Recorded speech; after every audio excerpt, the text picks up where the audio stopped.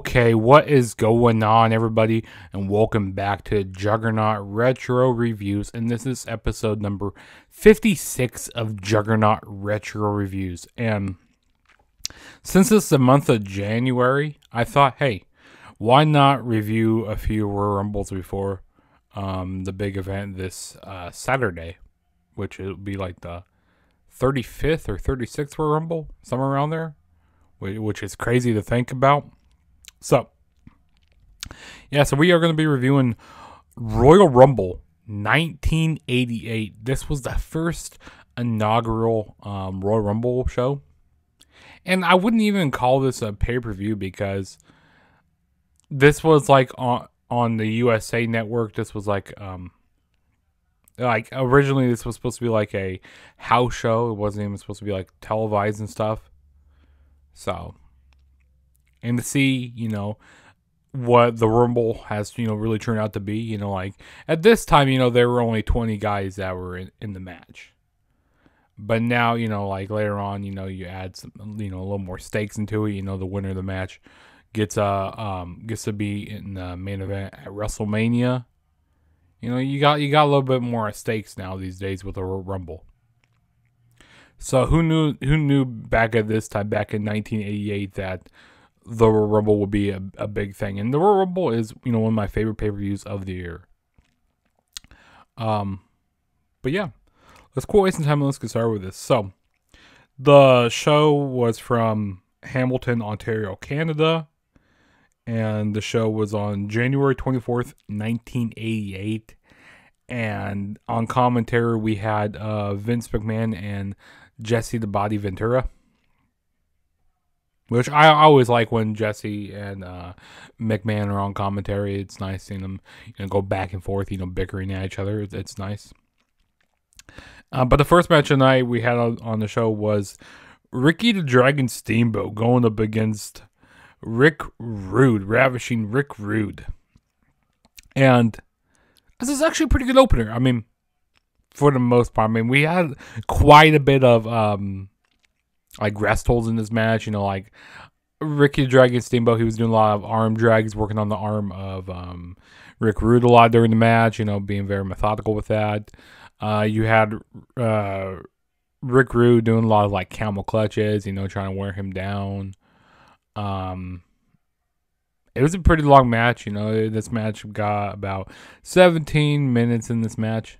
That's what it says here on Wikipedia. I really wasn't a big fan of the ending here. So Ravishing Rick Rude, he pulls the referee in front, while Ricky Dragon Steamboat is getting ready to do a crossbody, and then Ricky the Dragon Steamboat, the Steamboat takes out the referee, and then Rick Rude thinks he won the match. After the referee came to, Rick Rude put Steamboat in a submission, over his shoulders and stuff, and the referee rang the bell, and Rick Rude was celebrating, but he actually got disqualified, and Ricky Dragon Steamboat won the match. So I don't really like how the match ended there, but it was a really good match. Both these guys are really good workers. Really enjoyed it. So I think it was okay for what it was. And then the next match we had was the Jumping Bomb Angels. I'm not even going to try to say their names. Vince McMahon was saying, he was calling them Red and Pink. Basically they're the rockers of the women's division here. And they were going up against a team of the Glamour Girls, Judy, Martin, and Leilani Kai. And this was a 2 out of 3 falls match, which during this time, in wrestling, they were doing a lot of 2 out of 3 falls matches and stuff, which we actually had two of these type of matches on the show. So two out of 3 falls matches on the show. Try saying that there. But no, this was a pretty decent match here. I actually like watching Jumping Bomb Angels. I don't hear them really get talked about that much, or even the Glamorous Girls get talked about that much. And it was cool seeing, women's tag team titles, at this time. This was one of the last times we would see the women's tag team titles until, current day right now. How we have the women's tag team titles, but yeah, I mean this was an okay match. The Jumping Bomb Angels ended up winning. They becoming the new WWF Women's Tag Team Champions. They won the match. They won it 2-1. So yeah, they had 2 victories over 1. I think the last fall. So the first fall was like, oh gosh, I'm trying to figure out here. I think the first fall was to the Glamour Girls. I really can't remember, but yeah, the Jumping Bomb Angels ended up winning. They won by a drop kick off the top rope, a double drop kick onto one. I think it was Leilani Kai, if I'm not mistaken. But no, like I said, it was solid. All of these women worked really well. During this time period of wrestling, so I thought it was fun. And then after this, we had this segment, kind of building up the Hogan and Andre the Giant rematch. Of course they had their big match at WrestleMania 3. And then, how everything controversial happened. And then now they're having their rematch, which was going to be on February 5th of 1988. I think it was at Saturday night's main event, I'm pretty sure. So they did a whole big contract signing. A lot of the show was surrounding, kind of building up the rematch between Hogan and Andre the Giant. A lot of the show was doing that. But no, I mean, it was cool. I mean, typical Hulk Hogan, being, eat your vitamins, say your prayers, brother, kissing ass to the Hulkamaniacs and that, all that good jazz. Your typical Hulk Hogan, typical promos at this time. But this was actually a pretty interesting contract signing. I mean, of course, we see so many more contract signings like this in the future. I mean, in the future and stuff. But and of course, we had $1 Million Man who basically bought Andre the Giant's contract and said that he wants Andre the Giant to bring the WWF Championship to the $1 Million Man, and he's going to pay Andre the Giant quite a bit of money. And Hogan said, hell no, he's not going to give the WWF title to the $1 Million Man. Because the $1 Million Man was trying to bribe him for the title belt. But yeah, Hogan said hell no. Typical Hulk Hogan. But yeah, the contract sign was very interesting. It was towards the end of the promo or the contract signing where Hogan, he tried going after $1 Million Man, and then Andre the Giant slams Hulk Hogan's face onto the table, and then Andre the Giant flips the table, and Hogan goes flying. The table goes flying on top of Hogan, and he was just out, and it was very interesting to watch. I really enjoyed it. Just that took out Hulk Hogan, so that was pretty interesting there, pretty funny to watch. But yeah, I mean, that was that. And then we had the Royal Rumble match, which, like I said earlier in the night, it was a 20-man Royal Rumble instead of a 30-man Royal Rumble. And, so first out, we start out with Bret Hart. He's the first one in the ring, and then Tito Santana is also in the ring as well. So those are the first two that start off the match. And, they were explaining the rules and stuff, saying how, how it's every 90 seconds somebody comes out, but it's not really 90 seconds, they say it's 90 seconds, but maybe it's a minute 30 or whatever, it's not 90 seconds, or, it's a minute, it's Vince McMahon's timing, he has his own phantom timing, whatever he does, it's Vince's world. But Bret Hart, in the match, he had 1 elimination. Tito Santana had 0 eliminations. What else? Who else do we have out here? Number 3 was Butch Reed. He was the first guy to get eliminated. He got eliminated by Jake Roberts, which was Jake Roberts was number 5 in the match. We had Jim Duggan.The in here. This wasn't as star-studded as other Royal Rumbles have been. You know, and this was only the first Royal Rumble, so you know they definitely had kinks to figure out. You know, with this Rumble. Who else did we have? So we had Jim Neidhart was number 4. Number 5 was Jake the Snake Roberts, which he had 2 eliminations in this match. Yeah, he eliminated Butch Reed, like I said. Harley Race was number 6. He didn't have any eliminations. And then number 7 was Jim Bronzell. He had 1 elimination in this match. And then we had Sam Houston. Some of these names I've really never heard of a lot. We had Sam Houston come out. He had 1 elimination. No, did he have 1 elimination? No, he had 0, sorry. Then we had Danny Davis come out. Then we had Boris Zolkov come out, which he had 0. Then we had Don Morocco. And it was funny. So when Don Morocco came out, this is a funny part in the match. So when Don Morocco came out, Nikolai Volkov came out, and they were trying to argue to see who was going to be number 11, which it was Don Morocco ended up being 11. And Nikolai Volkov, he was just standing out there by ringside until, you know, until maybe a minute, you know, then they let Nikolai Volkov get in the ring, you know, they did the countdown and let Nikolai Volkov get in the ring. So I thought that was funny. But Don Morocco, he had quite a bit of eliminations. He had 3 eliminations in the match. Nikolai Volkov, he had 1 in the match. And then lucky number 13, the winner of the match was Jim Duggan. He was, you know, that was pretty cool. He had 3 eliminations. Ron Bass was 14. He had 2 eliminations. Brian Blair, 15. He had 0. 16 was Hillbilly Jim. He had 1. Dino Bravo was 17, which he had 2. 18 was Ultimate Warrior, which I thought, hey, maybe the Ultimate Warrior. You know, like if I was a kid at that time, I'd go, hey, the Warrior is a pretty big name, so maybe Warrior would have won this match. But no, he didn't end up getting any eliminations. One Man Gang was number 19, which he was eliminating people left and right. He had the most eliminations out of anybody. They were making One Man Gang look like a monster in here. He had 5 eliminations. And then number 20 was Junkyard Dog. He didn't last very long.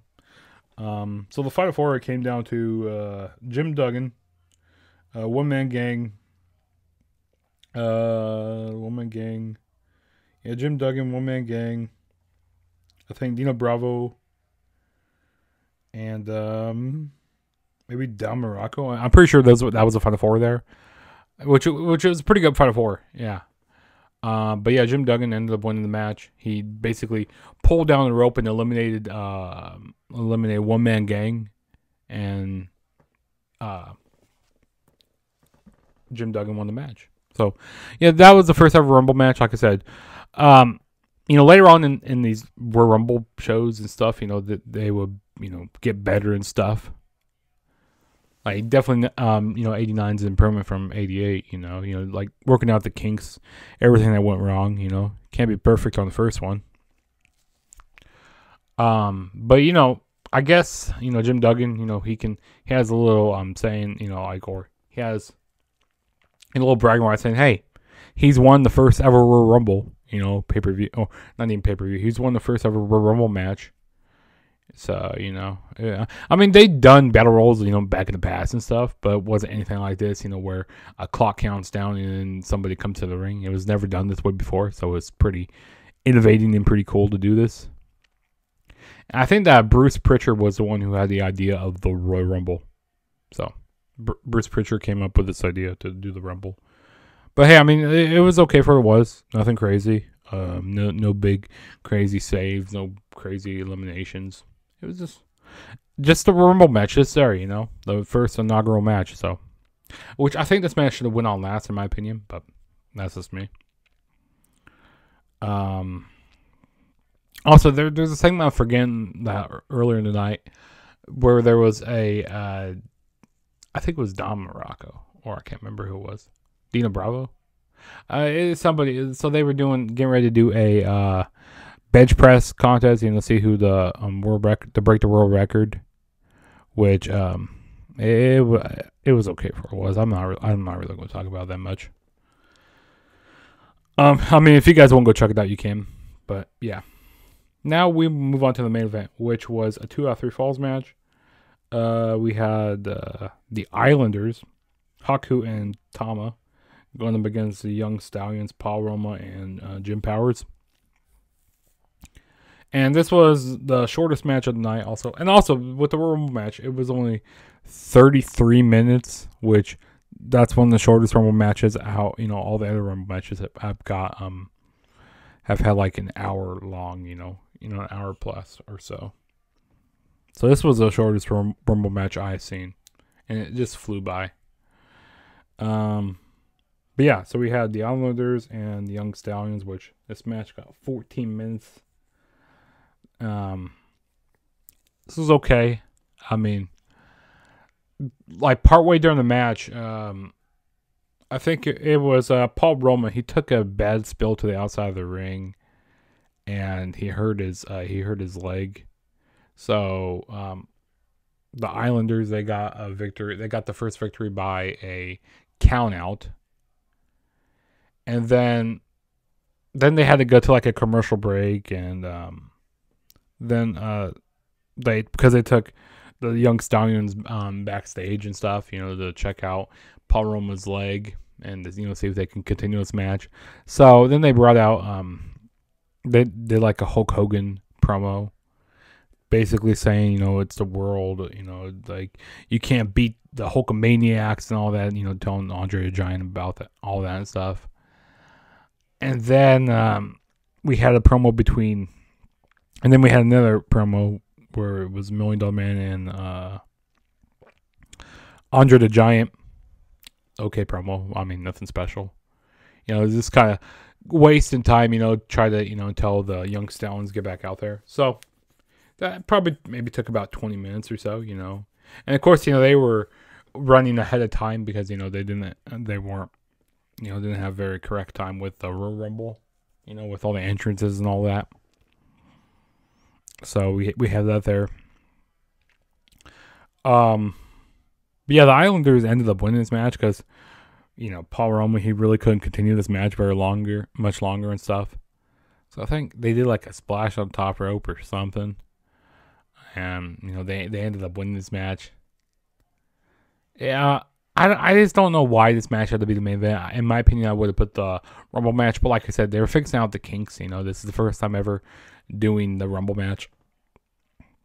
So yeah, the Islanders, they won 2 falls to nothing. So yeah, that was Royal Rumble 1988. That was my review for the show. Not a bad watch, It's like 2 hours and like 28 minutes or something like that. So it's a pretty easy sit through. Definitely check it out, because it's the first inaugural Royal Rumble. I'm about to say Battle Royal, but first inaugural Royal Rumble. So definitely check that out. But if there's a match that definitely you guys should check out on the show is the Jumping Bomb Angels and the Glamour Girls. Check out that match. And also check out the Rumble match. Check out those 2 matches if you're going to check out anything on the show. And also, like I said, they had to build up the Hogan rematch between Andre the Giant, for the WWF title at the February 5th show. I think it was Saturday Night's Main Event, if I'm not mistaken. But yeah, that was my review of the show, guys. Feel free to hit that subscribe button if this is your first time ever checking out my channel, as well as hit the like button, comment, go down below, tell me if you watch the show, tell me what you thought about, Rumble 1988. Also turn on my notification bell to be notified every time I make a new video. Also, don't forget to share the video, share the video to, all your wrestling fans, or, your mom, your dad, your uncle, your sister, your brother, your aunt, your dog, whatever. Share the video, the more you share it, the more shares it has, the more my channel will get noticed, and the more likes I have, the more my channel will be, the more get noticed in the algorithm. So definitely do that. I'm on the road to 550 subscribers on my channel. So, yeah, definitely subscribe if you like watching these type of videos. But yeah, that was my Rumble 88 review.